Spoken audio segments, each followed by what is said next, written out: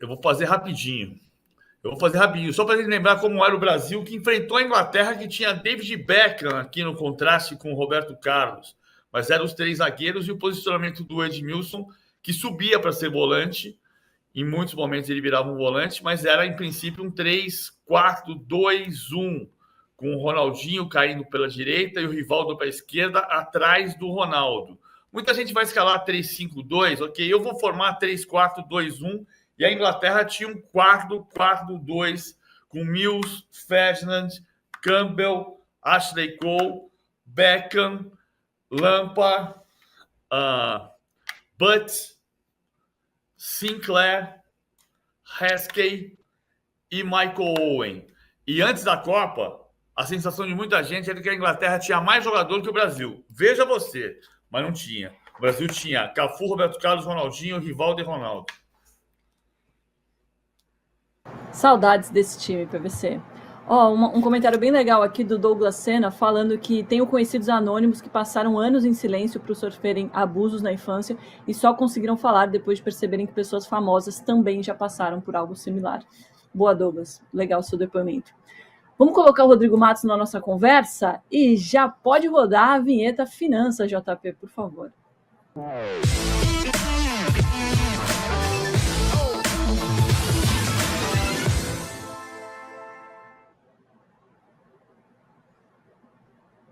Que é isso, Rodrigo. Hoje eu tô pontual, em 11h40 em ponto. Estou te chamando, até porque meio-dia eu tenho que liberar o PVC, que vai para mais um almoço que não convidou a gente. Ele é assim mesmo, estrelinha.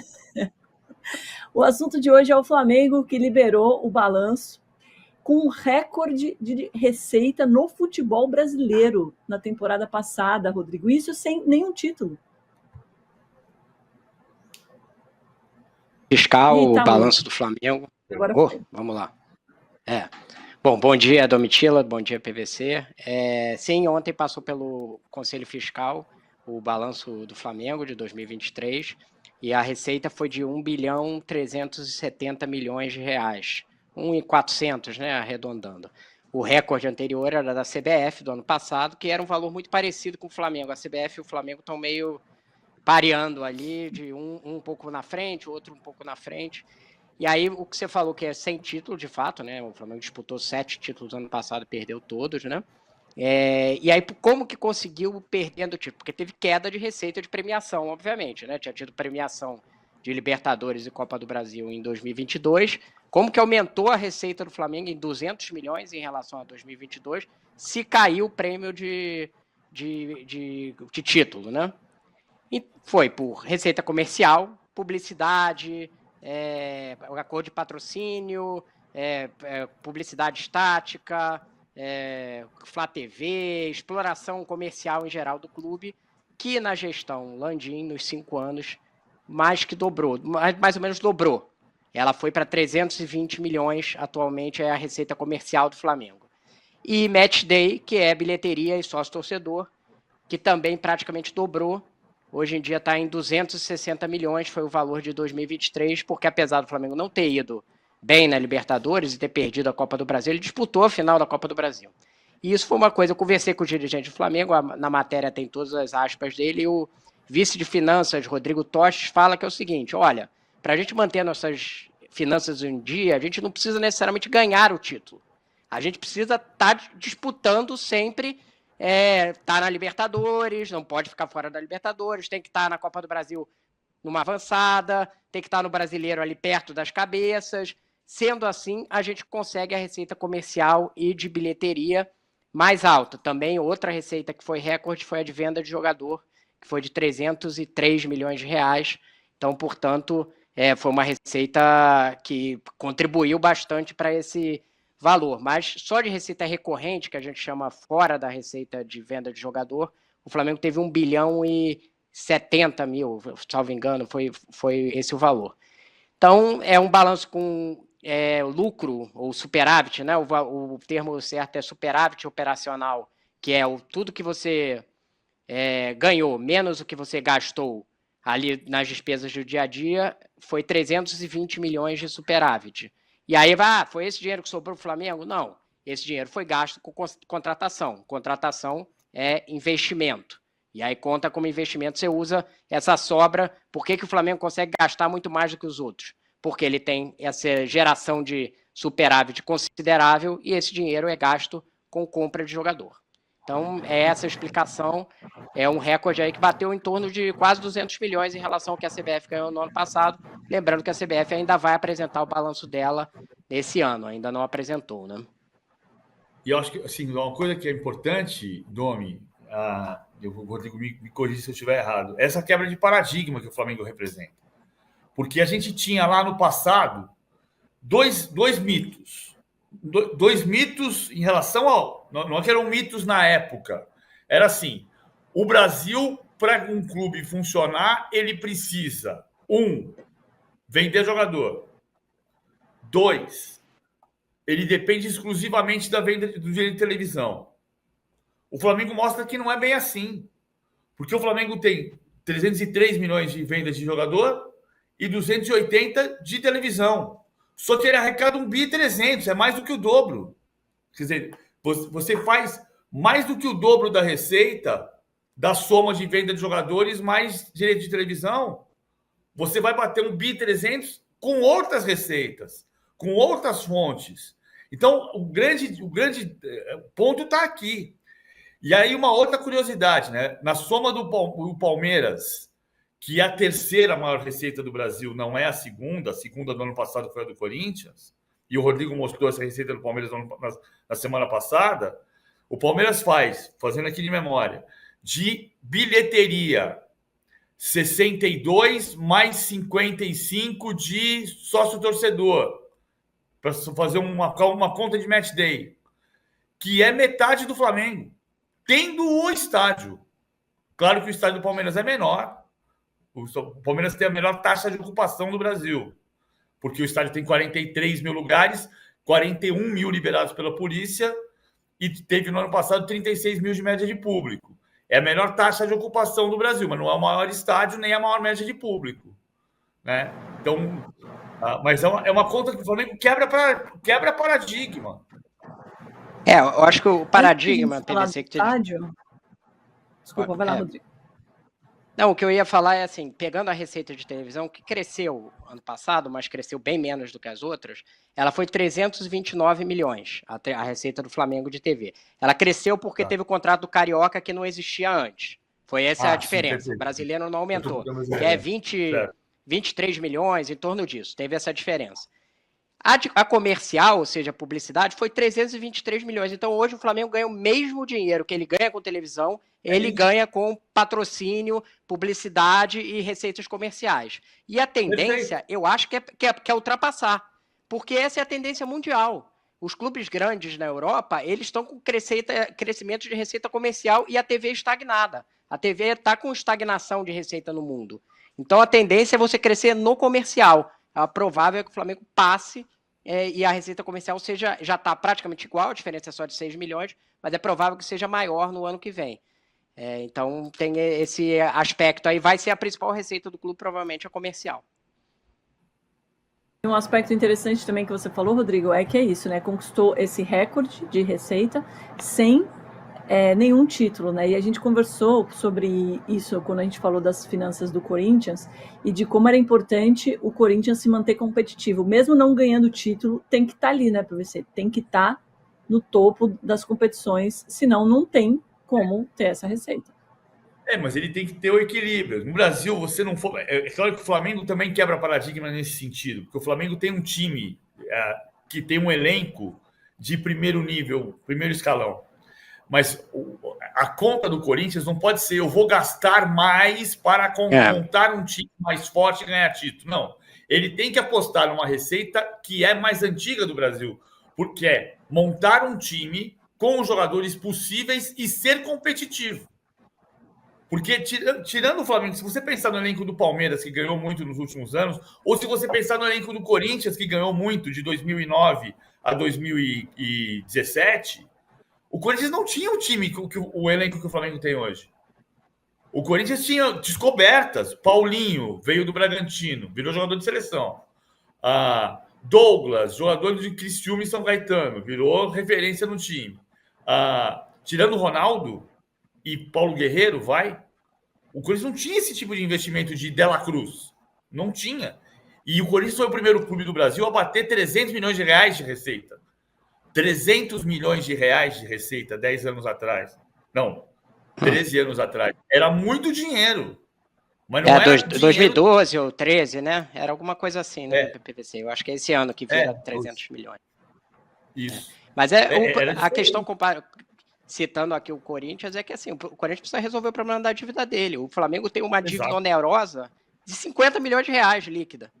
A do Corinthians é o valor que me deram aqui, que é onerosa, né? O que você tem, tira o que você ganha e o que você tem que pagar, o que você tem que pagar e o que você tem que receber, e aí a diferença é 50 milhões, né? Não adianta você investir só para gerar, tipo, dar all-in. Essa foi a fórmula que fracassou em vários clubes. O que você tem que é ter uma situação equilibrada para você ter um superávit como esse de 300 milhões para você poder fazer uma contratação. Só que você só vai fazer isso quando você resolver a dívida. O Corinthians vai ter 1 bilhão de receita esse ano, só que boa parte é comido pela dívida. Então ele não vai ter esse dinheiro para contratar. Não adianta muito ficar só apostando em performance. Quanto que é a dívida do Corinthians não resolver mesmo? O problema da dívida. Ainda não fechou o balanço, né? Mas vai fechar em algo como... Tem aquelas dúvidas, né? Mas o valor era em torno de 1 bi, né? Que a gente está estimando. Ainda não acabou não é auditoria, mas o levantamento que está sendo feito lá. E aí pode mais a dívida do estádio, que é de 700 milhões. Então é 1,7 bi. Aí tem gente que fala que pode chegar a 2 bi. Matemática. Até eu que não sou boa de matemática, sei que é um valor muito maior do que os 50 milhões de dívida do Flamengo. O Lindbergh, será que falei certo, Avelino? Me perdoa. Eu, como Domitila, não poderia errar um nome difícil. Me corrija aqui a pronúncia, mas ele estava perguntando justamente sobre isso, sobre a dívida do Flamengo, respondido muito bem pelo Rodrigo, 50 milhões. Agora, o HP Clat diz... Né? A onerosa. A gente, depois, para a gente tiver o cálculo da dívida líquida, que é maior do que esse, a gente vai ter quando tiver o balanço inteiro. Esse é o valor, a diferença entre o que o clube recebe e o que ele tem para pagar, oneroso, ou seja, no curto prazo. Mas a relação Flamengo é saudável. A relação Flamengo-dívida-receita é muito saudável. Muito saudável. A questão é que todo mundo tem dívida. Né? Assim, o Bradesco tem dívida, o Itaú tem dívida. Não é esse o problema. O problema é você ter uma relação dívida-receita que seja equilibrada. Do Flamengo é muito equilibrado.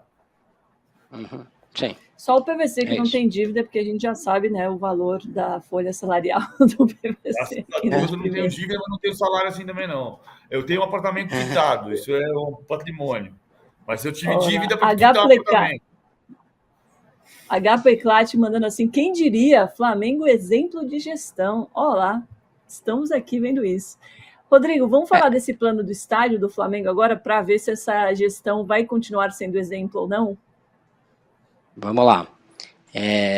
Tem aí alguns gráficos, né, que a gente preparou, mas a informação que a gente deu na quarta-feira o projeto do estádio tem 2 fatores aí. Um, que tem uma discussão do valor do terreno, que é o terreno do gasômetro no centro do Rio de Janeiro, perto da rodoviária, e esse com a Caixa Econômica, que é a gestora do fundo, que é o dono do terreno. Então, eu espero que tenha ficado claro para as pessoas. Os valores que estão sendo discutidos entre 200 e 500 milhões. É isso. A Caixa, obviamente, estava jogando o preço lá em cima e o Flamengo quer jogar mais embaixo. Então, a ordem de grandeza é mais ou menos essa, por esse terreno. E no projeto, que o Flamengo ainda não tem um projeto arquitetônico, quando a gente fala projeto, o torcedor já acha que tem uma maquetezinha pronta, né? Não é isso ainda. Mas a ideia e o projeto do que cabe ali e que já tem uma coisa mais estruturada, digamos assim, para fazer, é de um estádio de 75 mil pessoas. Isso tanto para a estratégia do clube, quanto para o tamanho que tem ali do terreno. Seria um estádio com capacidade para 75 mil pessoas, foi a matéria que eu publiquei na quarta, que é com o que trabalha a diretoria do Flamengo. E aí, como que você vai construir um estádio de 75 mil pessoas, tendo que pagar um terreno que vai ser entre 200 e 500 milhões, se for esse o terreno? Se não for esse, vai ter que procurar, tem outras alternativas aí, mas se tiver um acerto com a Caixa. E aí você tem 3 possibilidades. Uma que é a defendida pelo presidente Rodolfo Landim, que é essa de se criar uma SAF do Flamengo, que você venderia algo como 25% das ações do clube e pegaria esse dinheiro e financiaria a construção do estádio. Hoje o Flamengo valeria algo como 5 bilhões. E então você vendendo 25%, você teria algo como entre 1 bilhão e 1 bilhão e meio. E esse dinheiro seria suficiente para a construção do estádio. Essa ideia tem fortíssima resistência dentro do clube. Ninguém quer transformar em SAF. Há um medo grande, que ninguém não. Assim, há uma corrente grande que não quer a transformação em SAF, que entende que isso é um caminho para transformar o Flamengo com o dono. O Landim diz que não é com esse objetivo, que o clube vai continuar mandando no futebol e na empresa e que só venderia uma parte minoritária.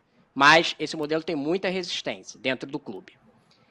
O segundo modelo é você criar uma empresa, uma SPE, né, que chama Sociedade de Propósito Específico, para gerir um negócio que vai ser o estádio. E aí você pode ter parceiros eventuais. O modelo W Torre, por exemplo, como acontece no Palmeiras, eu falei com o Rodrigo Toches ontem, e eu já ouvi das outras pessoas da diretoria do Flamengo, é completamente descartado. Não vai ter um parceiro para construir, explorar o clube, explorar todo o estádio e ter a gestão do estádio. Isso não vai acontecer. O que você pode fazer é ter parcerias pontuais, cedendo determinados ativos, mas com o controle do Flamengo. Então essa é a segunda possibilidade.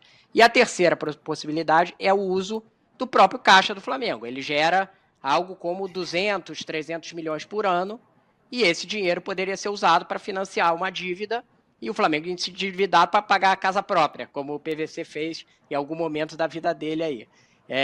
E aí seria financiamento que aí você poderia falar, o clube que tem essa sobra de caixa poderia pagar parcelas de 100 milhões, de repente, no ano, para começar a construção do estádio. Só que essa ideia, na atual diretoria, não é popular. Eu também falei com o Rodrigo Toches e o entendimento dele é que ele não quer deixar uma dívida de longo prazo para o clube. Então, eu diria que hoje a segunda opção parece a que tem mais chance de acontecer dentro do Flamengo, que criar parcerias pontuais para levantar o dinheiro e a construção, e aí ter algum uso de caixa próprio para determinadas operações, talvez a compra do terreno, enfim. Isso aí poderia ser estudado, mas não é a preferência. O Landim também já deu declarações que não quer que comprometa a receita do clube, enfim.